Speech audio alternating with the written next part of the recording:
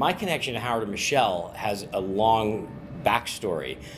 I became an underwater filmmaker because of Howard and Michelle. They did a film called Shadows in a Desert Sea in about 1990 or so, and I saw it on television, and it inspired me to want to do that. I was a diver, I was a photographer, I was interested in underwater photography, and that film, like, just little light bulb went off, like, that's what I want to do. I want to make films like that.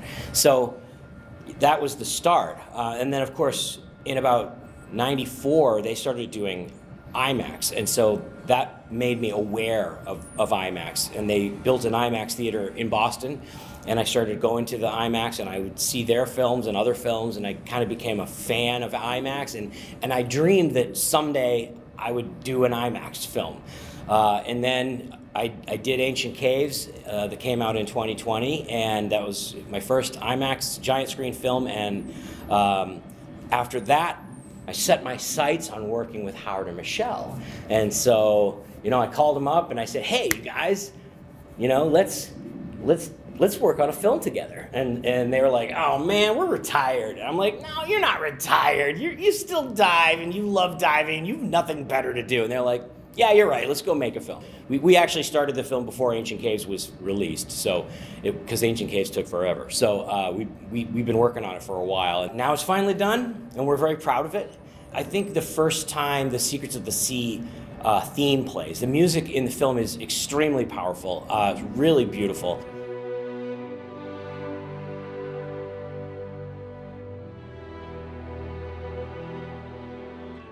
There's this theme, the Secrets of the Sea theme, that comes back several times in the film. I think the very first time that theme came up, I just, goosebumps, man. But, the sequences the 3D is so, like, I'm not a huge fan of 3D in, like, Hollywood movies, where there's too much action and too much, you know what I mean? But in nature films, in IMAX on a huge screen, 3D is so awesome, because you are literally, I know it sounds like a cliche to say it, you are right there in the picture, and the screen is just so big that you're enveloped by it, and you just feel like you're hanging out with an octopus that's walking by, or you're swimming with a blue whale. It's really fun.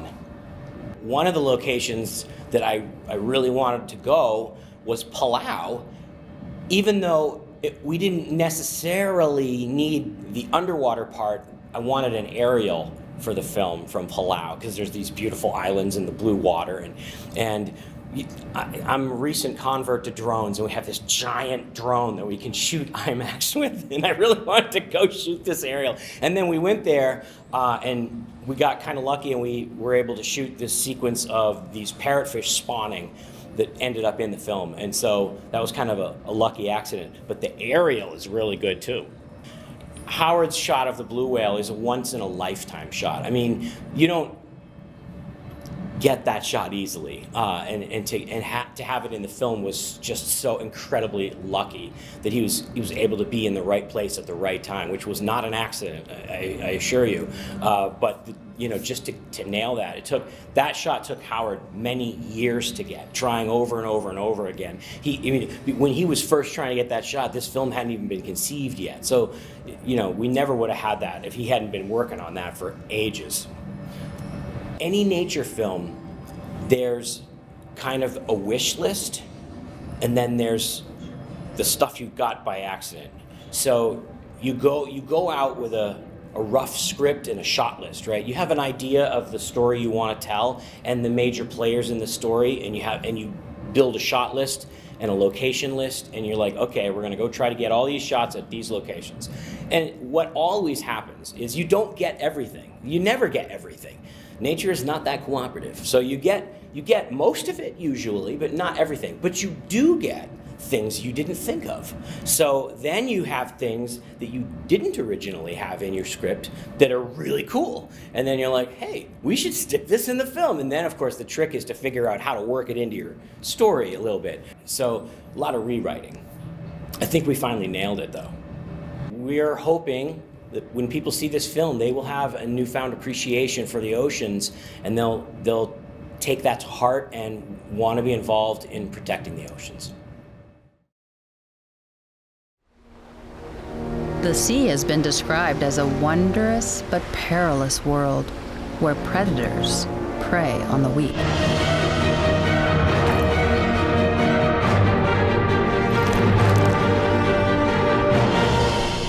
But many animals in the ocean actually live extremely long lives. In truth, life in the ocean is more about cooperation than predation.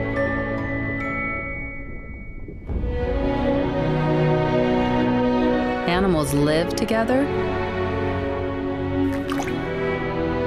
they work together, and they play together. From the smallest fish to the largest whales. Ocean ecosystems depend on animals helping each other out.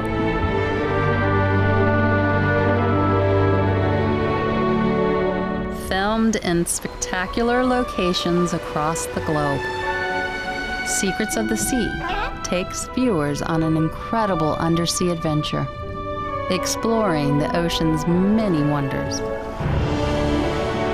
showing how healthy oceans are critical to marine life survival and to our own.